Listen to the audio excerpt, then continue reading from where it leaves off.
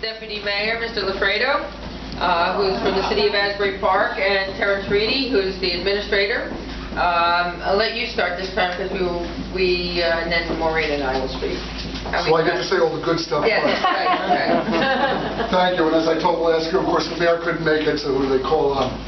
It's like the vice president.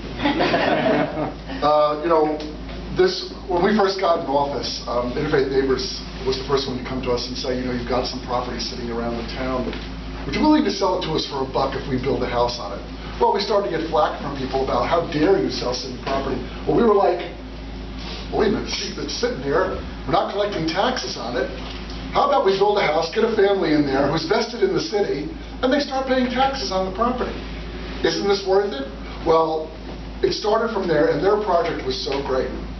You know, when Coastal Habitat came with the same sort of setup, we were really very thrilled about it. It has worked out so well. It's been a great collaboration. As you can see, you'll see from these houses, I mean, they're absolutely beautiful. They're beautifully built.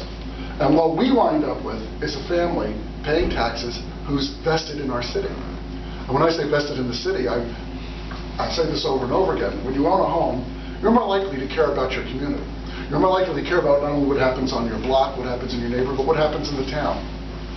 And I don't know, a lot of you know it, but renters right now outweigh homeowners in this city. We have to change that balance, and this program is really helping towards that end.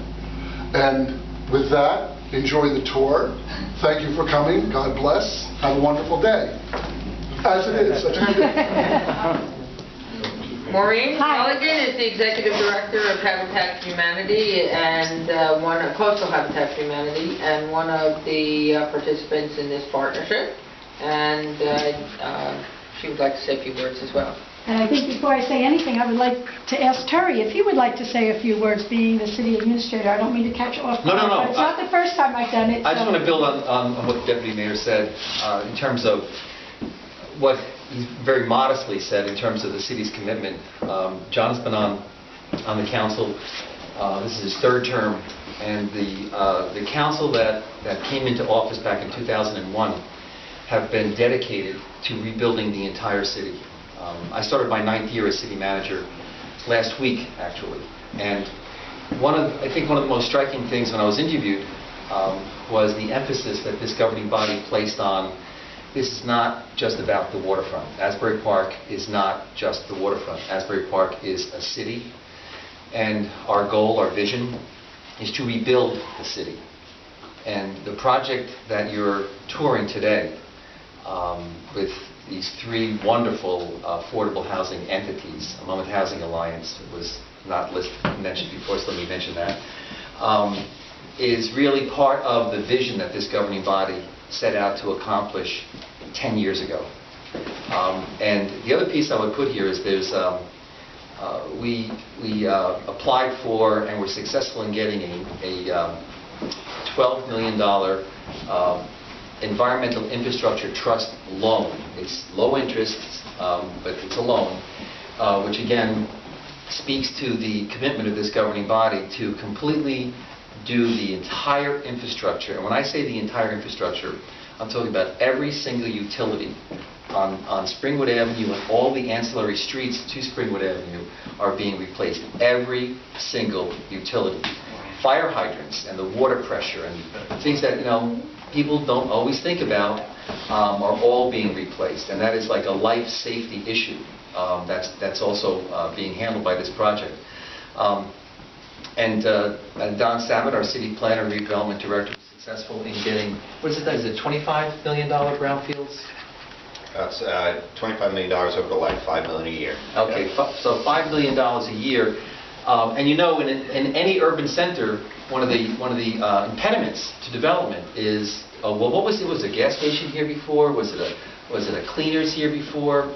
Well, you don't want to put a gas station back. You want to build a home, but you can't build a home because you've got, you know, hazardous material underground. So Don was successful in getting, and this is a grant for us to use to work with rehabilitating the property so that we can put residential homes back here. Help from a good environmental consultant, I believe. So, just want to give you some of the, a little bit of the background in terms of, like nothing happens in a city without the committed leadership. And when you've got this kind of, and continuity, that was the other thing about Asbury Park. You couldn't, I mean, every single election you were getting, 5 new people in office, many of whom unfortunately got indicted and went to jail. Well, that's the history. So when you look at that and then you look at this governing body, 3 terms, there's a sense of this honest vision, stability, and then hiring people like me and Don, who didn't know anyone before we came to Asbury Park, to build a professional team.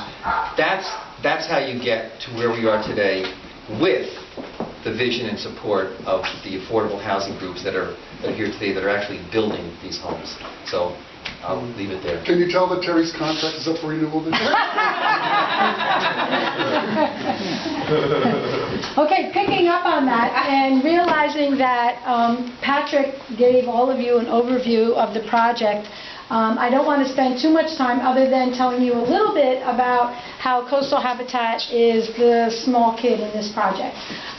We really have never done a project with a city that entails the number of projects we're doing here in Asbury. We will be building 4 houses. The other 2 developers are building many more because they're bigger than us. And they have been wonderful. They have held our hand through the whole thing. And every time I call Donna or Paul or Patrick or whomever, I say, "Hi, it's Maureen." They know right away, but they jumped in and they have helped us really finish the house next door, start one down the street, and begin 2 more. So I have to publicly thank them for being so supportive of us in this endeavor.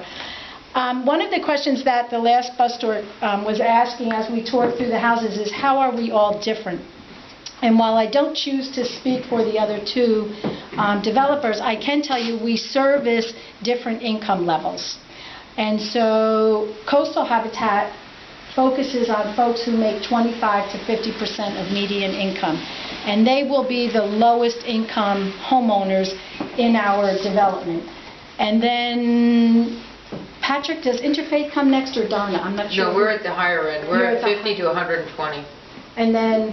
We actually service some of the same income groups that you do, as well as some that are higher income. Okay, so we overlap. There were actually 5 income groups that we are targeted to cover under the COA income guidelines and NSP income guidelines, and they kind of overlap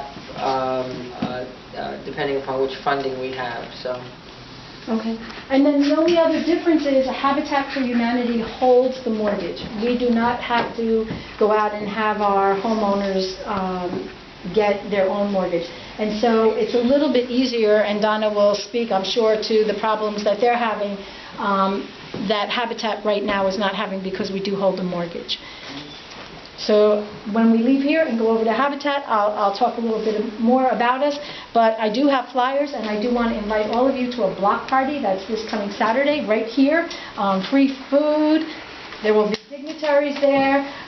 There will be music, and you'll be able to just walk up and down the street, meet all the neighbors, and go in and out of all of the houses. So I ask you to join us.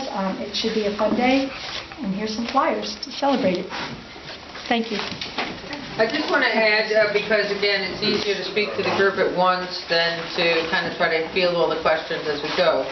The houses range, I think, in price from approximately $89,000 to $148,000. We have 2, 3, and 4 bedroom houses amongst us all. And Interfaith Neighbors has one left, the duplex with the rental. Is that? It's under contract. Okay. As this is in this. Okay, so, and they did one house style. We all had different lots to work with. So some of our lots are very narrow and deep, some of our lots are fatter and not so deep, some of our lots are full size, and so the houses were designed to accommodate the lot and to best fit into the lot that we were provided. The houses are not affordable by themselves. Okay, the houses are built to the highest level of building standards. They're all Energy Star. They meet all of the kinds of amenities that any family would like to see in any market home that they go to see. Okay, the homes cost anywhere from $250 to about $325 to put together. Okay, they are able to be sold affordably One, because one-third of all costs of housing in Monmouth County is the cost of land, and the city was very gracious in providing us these lots to develop. And two, because we receive funding under the NSP program, and in some cases, the COA funds held by the city, to reduce the cost from the market cost of construction to the sale cost targets that we have. Okay? As you tour the homes, you'll see that they're different designs. What was really exciting and made this project a little different, because we've all done scattered site homes in Asbury Park, was we actually had an opportunity here to change a neighborhood. That we have enough density, we had enough cooperation with the city to change the road layouts. Although it was like a nightmare for the past 6 months, having 10-foot holes in front of our property, it is just glorious to be able to walk down the streets and the sidewalks now. And so all of that made this a really unique program, to have all these partners come together and add their special expertise to make this something special. And as you walk through the homes, I think you'll get that feel. As you drive through the neighborhood, I think you will see the evolution of change taking place, and that's really what we're all very excited about. Can I say a word? Great work here, and I'm Brian Massey from the United Way. There's a subtlety here that I want to raise, and that is collaboration. Okay? And we talk about it, it's very hard to exercise.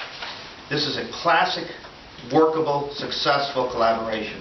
And as United Way, we are trying to propagate that process, that success, across our nonprofits. And on the porch at Schoolhouse, we talked about best practices sharing among the realtors, the builders, the planners, the investors, and even the brokers. Okay? And I think I would applaud all of you for continuing to think along the collaborative line, because what this organization, this project here, this effort is making lasting change. And that's what we have to do within this community. That's what we have to do within this county. We can't just fix things. We have to make permanent and lasting change. Classic case is homeowners.